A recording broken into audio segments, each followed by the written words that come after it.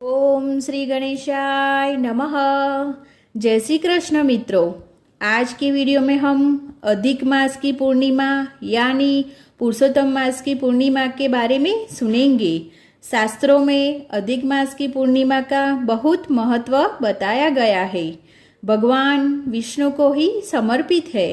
अधिक मास की पूर्णिमा के दिन लक्ष्मी नारायण की पूजा का विधान है।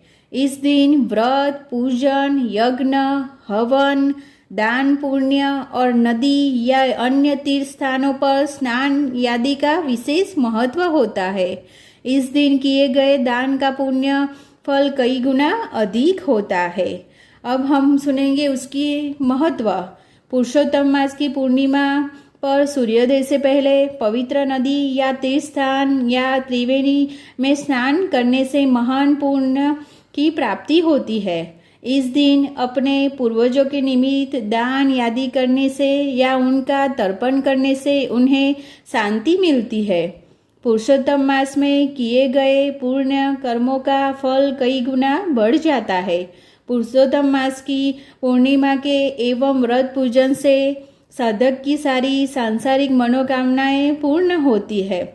धन, धान्य, सुख, समुद्री और ऐश्वर्य में बढ़ोतरी होती है।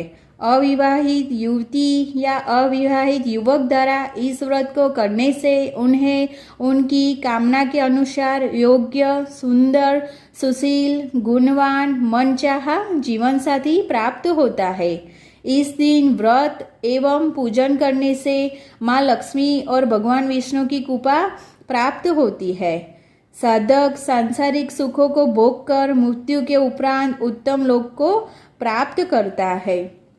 हिंदू धर्म में ग्रंथों में पुरुषोत्तम मास की पूर्णिमा के दिन पवित्र नदी या स्थानों पर स्नान और दान का बहुत महत्व बताया गया है। ऐसा माना जाता है कि इस दिन किए हुए दान का पुण्य कई गुना बढ़ जाता है। इस दिन जरूरतमंदों को दिए गए दान से अर्जित पुण्य अक्षुर रहता है, उसका कभी क्षय नहीं होता। इस दिन स्नान, दान, जप और तप करने से मनुष्य के जीवन के समस्त कष्टों का नाश होता है। उसे संसार के सभी सुखों की प्राप्ति होती है और मृत्यु के उपरांत उत्तम लोक को चला जाता है। लक्ष्मी नारायण की पूजा के बाद ब्राह्मण को भोजन करवाना चाहिए और उन्हें यथासंभव दान दक्षिणा देकर संतुष्ट करना चाहिए। इस दिन निर्धन को दान करना भी विशेष पुण्यदायक कर्म है। ऐसी मान्यता है कि इस दिन ब्राह्मण को दान देने से जातक को मरण के बाद ब्रह्मलोक की प्राप्ति होती है। इस दिन पितरों को निर्मित आप जो भी दान देते हैं वो जिस भी लोक और योनि में है वहाँ उन्हें प्राप्त होता है। इससे उन्हें संतुष्ट होती है और वो प्रसन्न होते हैं। इसलिए इस दिन पितरों के निर्मित किए दान से जातक को पितरों का और अन्य देवी देवताओं का आशीर्वाद मिलता है।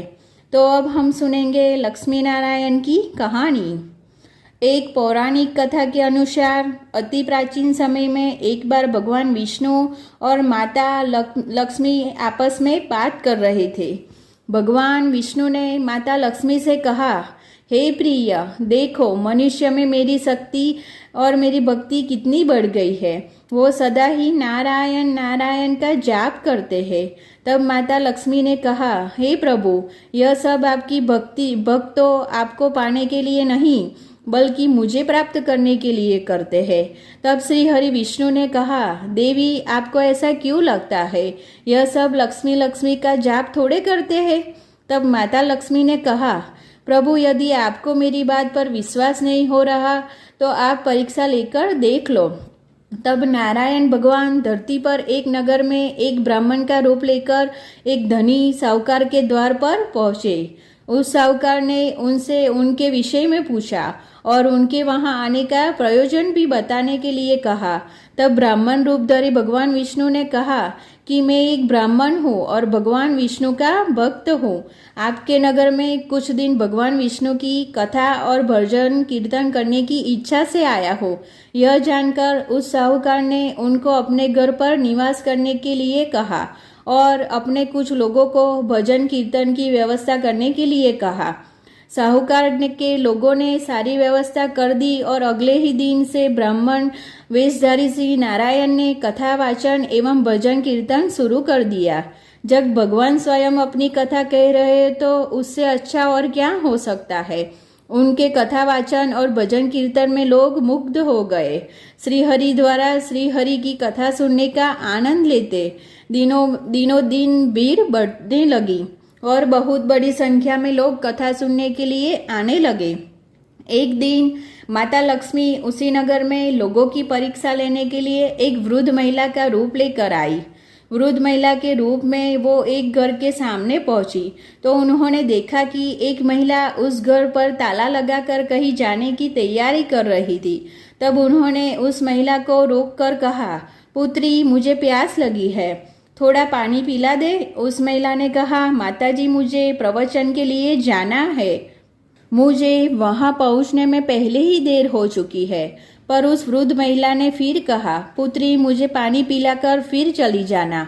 उस महिला को दया आ गई और उसने उस वृद्ध महिला को पानी लोटा भर कर दिया। उस वृद्ध महिला ने पानी पीकर जैसे ही लोटा वापस किया वो सोने का हो गया। यह देखकर वो महिला आश्चर्य से भर हो गई। फिर तो वो उस वृद्धा से भोजन की मनुहार करने लगी। बोली, माताजी, आपको भूख भी लगी होगी, आप कहो तो भोजन भी लगा दूं। उस महिला ने सोचा, जब पानी के लिए मैंने लोटा दिया तो वो सोने का हो गया, अगर यह वृद्ध भोजन करेगी तो थाली कटोरी आदि और भी मेरे बर्तन सोने के हो जाएंगे। परंतु उस वृद्ध महिला ने मना कर दिया और कहा, पुत्री, तुझे प्रवचन के लिए देर हो रही होगी, तू प्रवचन के लिए जा।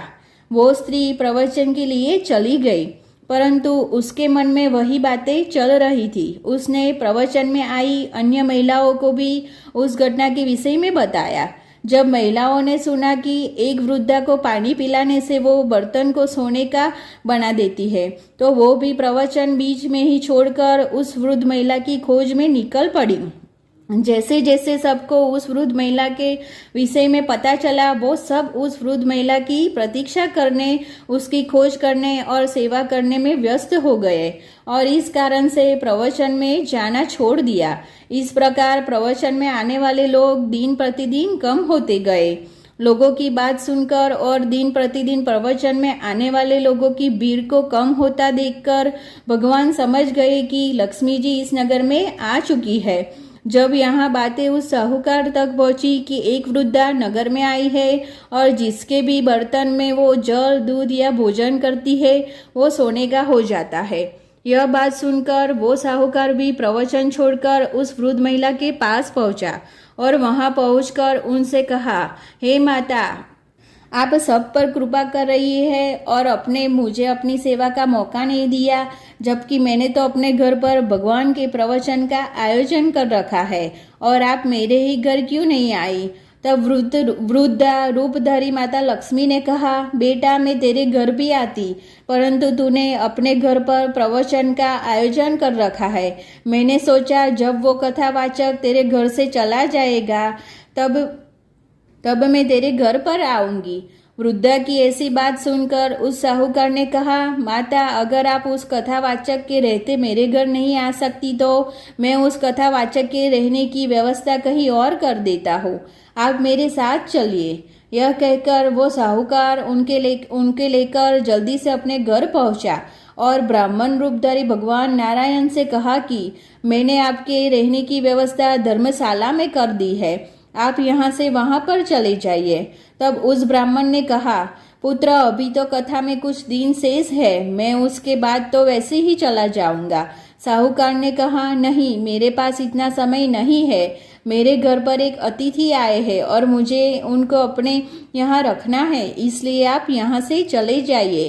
तभी वृद्ध स्त्री का रूप धारण किए माँ लक्ष्मी अंदर आ गई और साहूकार से बोली, तुम बाहर रुको, मैं इनसे बात करना चाहती हूँ। उनकी बात सुनकर साहूकार बाहर चला गया। तब माता लक्ष्मी ने भगवान विष्णु से कहा, प्रभु, देख लीजिए, यह लोग आपकी भक्ति तो करते हैं पर आपको पाने के लिए नहीं, बल्कि मुझे पाने के लिए।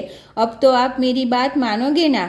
तब भगवान विष्णु ने कहा, देवी, आपकी बात सत्य है, किंतु एक सत्य यह भी है कि आप भी यहाँ इसलिए आई है क्योंकि यहाँ मेरी भक्ति हो रही थी। मैं यहाँ साधु के रूप में प्रभु भक्ति कर रहा था और अन्य लोग भी यहाँ आकर ईश्वर की भक्ति में लगे हुए थे। इसलिए जहाँ भी साधु, महात्मा और भक्त प्रभु की आराधना करेगी वहाँ पर आपका वास होगा। ऐसा कहकर भगवान विष्णु वैकुंठ धाम को चले गए। भगवान विष्णु के वैकुंठ धाम चले जाने के बाद उस साहूकार ने घर पर नगरवासियों की भीड़ जमा हो गई। सभी लोग उस वृद्ध महिला को अपने घर ले जाकर सेवा करना चाहते थे। तब वृद्ध महिला के रूप में माता लक्ष्मी ने नगरवासियों को कहा कि मैं अब यहाँ से जा रही हूँ। सब उनसे पूछने लगे कि हमसे ऐसी क्या गलती हो गई जो आप हमें क्यों यूं छोड़कर जा रही हो। तब माता ने उत्तर दिया कि मैं तो वही वापस करती हूँ जहाँ भगवान नारायण वास करते हैं। आप लोगों ने तो उन्हें निकाल दिया, तो अब मैं यहाँ कैसे रह सकती हूँ। वो यहाँ कथा वाचन करते थे, वो मेरे स्वामी थे। माता ने उनको अपना परिचय दिया और यह भी बताया कि किस तरह भगवान विष्णु की एक कथावाचक के रूप में साहूकार को यहाँ रहे। उन्होंने कहा कि मेरे स्वामी यहाँ थे इसलिए मैं यहाँ आई थी, अब वो यहाँ से चले गए इसलिए मैं भी अब जाती हूँ। ऐसा कहकर माता लक्ष्मी वहाँ से अंतर ध्यान हो गई। जय श्री कृष्ण मित्रों, धन्यवाद।